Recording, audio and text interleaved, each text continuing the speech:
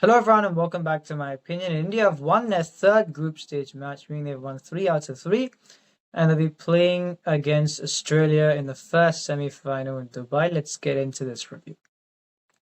Starting off with the 11s for India. When I saw the 11, I didn't know whether they'd selected Varun Chakravarti to rotate Harshit Rana or whether they thought playing 4 spinners would be the combination they'd go for the next 2 matches. And given the performance that Varun Chakravarti has given in this match, I feel 4 spinners will be the combination they will go with. Apart from that, there were no changes. For New Zealand, I'd said they would bring Daryl Mitchell in place of Will Young, and Devon Conway would open with Rachin Ravindra. They backed Will Young's form over Devon Conway, but today he scored 22 runs. In my view, since they have backed Will Young for this match, they've got to back him for the next match because Devon Conway's confidence may also be down because he's not been in the greatest of form and you've left him out for this match.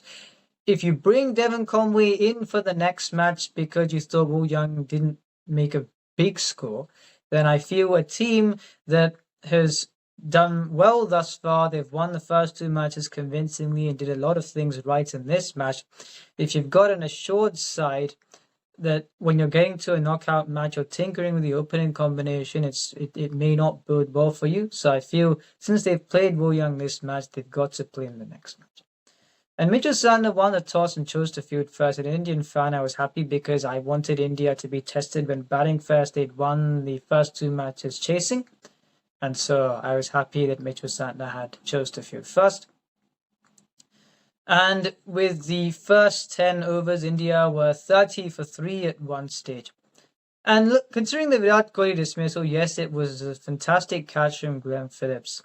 And some people are saying Kohli was unlucky because of the catch.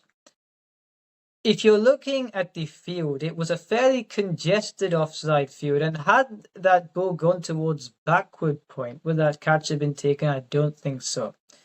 Instead, Virat Kohli hit the ball to point and it was in the air. And we've seen Glenn Phillips take these catches before. Yes, they're extraordinary catches, but he does do this quite a lot. Meaning, can you say a player is unlucky when you've seen the same fielder take such catches before and an opportunity was provided to do so? I'm not one who says, oh, it was a great catch, you're unlucky, because you provided the opportunity for that catch to be taken, and that means if it took a great effort to be taken, it was still there to be taken. So people may consider Virat Kohli's dismissal unlucky, and there's nothing to worry about. He scored a very good 100 in the previous match. He looked focused today. Unfortunately, I didn't think the shot selection was too great there, and that's why he was dismissed. And India were 47 for 3 and 15 overs at one stage. Now, I'd said in my preview that the one edge I would give to New Zealand over India as far as the metrics are concerned is the striking ability of the seamers up front. And I'd said Pakistan would have the edge as well, and I'd also said Bangladesh, if they get things right, would have the edge, because Mohammad Shami and Hardik Pandya once again today, they bought 4 overs each in the second innings and they didn't look too convincing. And that is something that when you're comparing this combination with most sides, despite India have won the matches, you could say just on that, the other sides have got an edge. They've got a more threatening new ball combination as far as the fast bowlers are concerned. So I wasn't surprised that New Zealand seamers bowled well in this phase. And a change that I didn't mention when I was discussing the 11s was I thought Nathan Smith should play ahead of Kyle Jamieson, but I did say they may look to include Kyle Jamieson because striking up front in Dubai is a key metric to winning the matches. And despite the fact that he doesn't go well to death, and we saw that today, him with a new ball along with Matt Henry, then you've got Will O'Rourke as first change. I thought it would strengthen their new ball attack, and we saw how that paid off for them today. And Akshar Patel was 5 of 24 before the sweep. He played off Santner to get a boundary. And then in the 17th over, Shreyas Iyer hit 3 boundaries off Will O'Rourke, and then the spinners came back to squeeze the runs further. And I think at around the 28th over or so, the run rate was around the 4.5 per over mark, and there were 2 untimely dismissals for India in this innings. One, Akshar Patel on 42. it was a bit of a gift of Michael Bracewell when he'd accelerated from 5 of 24. Had he not been dismissed at that point, India got 249 when you got a KL Rahul who you would not think of him to play a shot like that when the ball is full around the off-stump line. You're going on the back foot and you're getting caught behind. It's not a shot that you'd associate with KL Rahul. And while he wasn't getting too many boundaries, he was going with rotating the strike. And I feel had he at that point in Akshar Patel when he was batting had been around, India would have got they would have got above 270 in my view.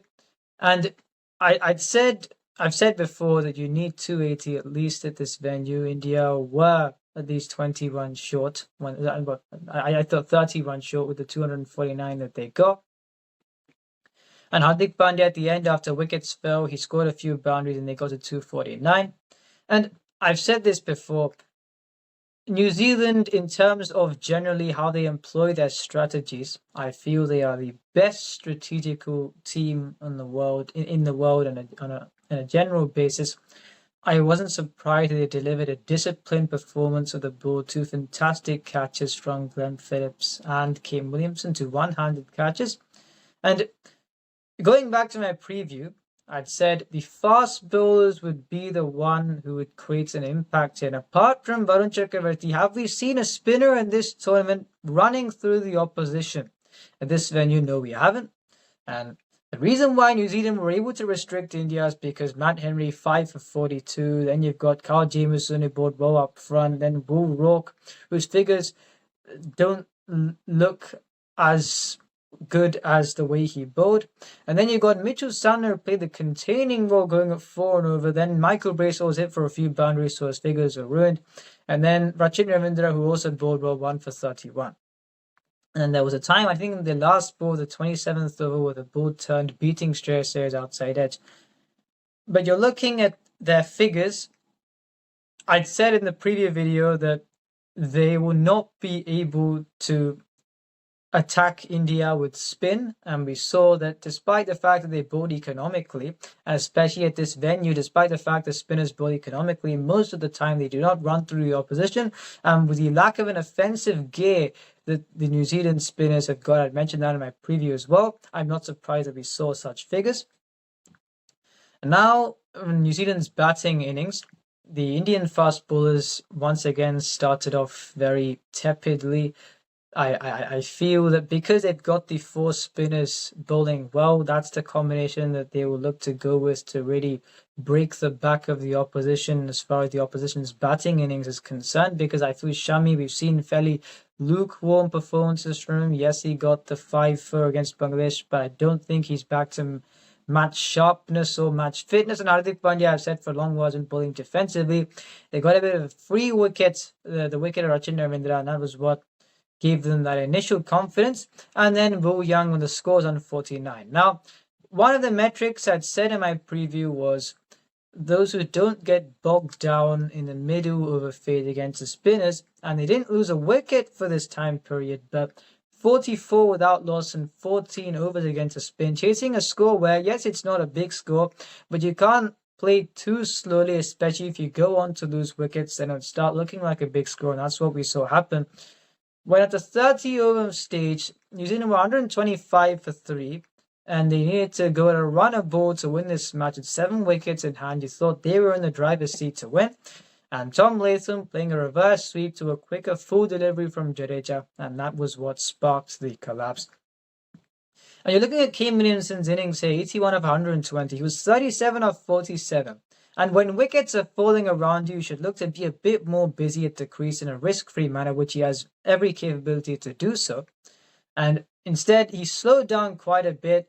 And when he was dismissed, you've got Mitchell Santner to chase, go at about 9 and over with a bowler at the other end against these 4 spinners. It was not going to be a feasible or a viable option.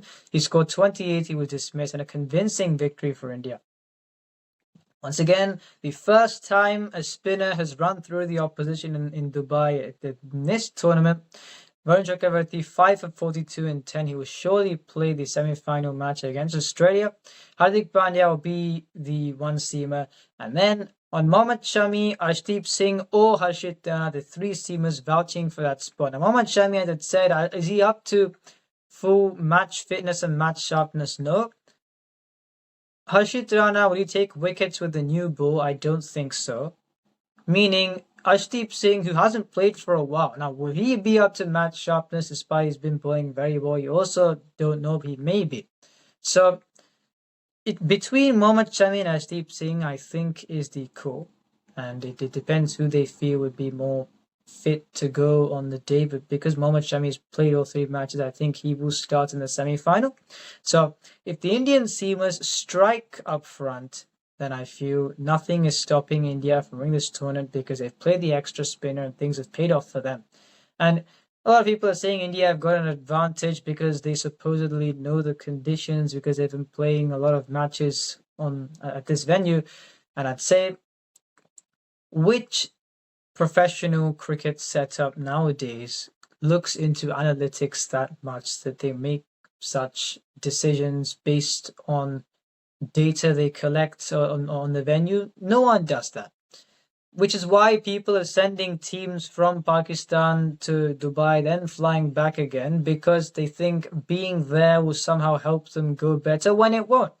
Because no team, if India are not doing it, playing 5 matches there, are you telling me a team that's playing 1 match there is going to look at the service and say, oh, well, the 2-3 matches there pretend, are going to say, oh, right, we know the conditions, when they've got less potent options than India? No, they won't. So I really don't understand this talk that supposedly India know the conditions better. They don't. If you're looking at the stats, spinners do not run through the oppositions in Dubai often, especially in the second innings, and Varun Chakravarti defied that trend. So, because he defied that trend, if you're telling me India have got an advantage, then I don't know what to say to that. Second thing, the travel situation for the other teams. The unfortunate, however, is that India's problem. No, the scheduling should have been better. It's not as if Dubai is a huge distance away from Pakistan, and you had the opportunity to schedule the matches better, but you didn't. So what's the point of blaming the Indian team? I don't really understand it at all. So that's on that. India look very good going to the semi-finals versus Australia. Let's see what happens then. If you enjoyed this video, please like and subscribe. Be sure with your friends. Remember, this is my opinion. What's yours?